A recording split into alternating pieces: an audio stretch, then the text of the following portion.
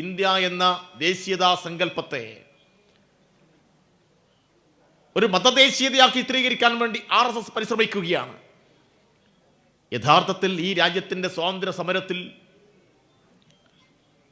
എണ്ണമറ്റ പോരാട്ടങ്ങൾ, രക്തസാക്ഷിത്വങ്ങൾ, മരിക്കുമെന്നറിഞ്ഞിട്ടും ആ മരണത്തിനപ്പുറമാണ് വിജയമെങ്കിൽ ഈ സ്വാതന്ത്ര്യത്തിൻ്റെ പോരാട്ടത്തിൻ്റെ പോർമുഖത്ത് പൊരുതി മരിക്കാൻ ഞാൻ തയ്യാറാണ് എന്ന് പ്രഖ്യാപിച്ചിട്ടുള്ള എണ്ണമറ്റ പോരാട്ടങ്ങളുടെ ചോരകനീത അധ്യായങ്ങൾ നമുക്ക് കാണാൻ വേണ്ടി കഴിയും.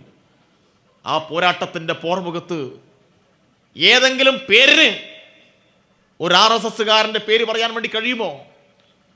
ഇന്നിപ്പോൾ രാജ്യം ഭരിക്കുന്ന RSSന്റെ ഭരണാധികാരികൾ പറയുന്നു ഈ രാജ്യം ഹിന്ദുക്കളുടേതാണ് എന്ന്.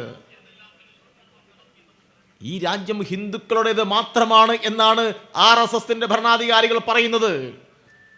ഈ രാജ്യമായി മാറാൻ രാജ്യത്തുടനീളം നടന്നിട്ടുള്ള എണ്ണമറ്റ പോരാട്ടങ്ങളിൽ ഹിന്ദു മതത്തിൽപ്പെട്ട ആളുകൾ മാത്രം നടത്തിയിട്ടുള്ള സമരത്തിന്റെ പോരാട്ടത്തിന്റെ ഭാഗമായിട്ടാണോ ഇന്ന് കാണുന്ന ഇന്ത്യ രൂപപ്പെട്ടത് എന്ന ചോദ്യം ഈ രാജ്യത്തെ മതനിരപേക്ഷവാദികൾ ഉയർത്തേണ്ട സന്ദർഭമാണ്. ഇവർ ആവേശത്തോടു കൂടി പറയുന്ന ഒരു പേര് സവർക്കർ, വീര സവർക്കർ എന്നൊക്കെയാണ് വ്യാഖ്യാനിക്കുക. വീര സവർക്കർ അല്ല, ഭീരു സവർക്കറാണ്.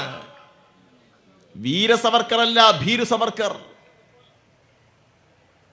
ബ്രിട്ടീഷുകാർ എന്നെ വിട്ടയക്കുകയാണെങ്കിൽ എൻ്റെ പിന്നിൽ അണിനിരന്നിട്ടുള്ള, ഞാൻ പ്രതിദാനം ചെയ്യുന്ന ആശയത്തിൻ്റെ ഭാഗമായി അണിനിരന്നിട്ടുള്ള ലക്ഷക്കണക്കിന് ആളുകളെ ബ്രിട്ടീഷ് രാജ്യക്ക് അനുകൂലമായി ഞാൻ മാറ്റിത്തരാം എന്ന് പറഞ്ഞ് മാപ്പെഴുതി കൊടുത്തിട്ടുള്ള ഭീരു, ആ ഭീരുവിനെ ഇന്ന് ഗാന്ധിക്ക് പകരം വെക്കുകയാണ്.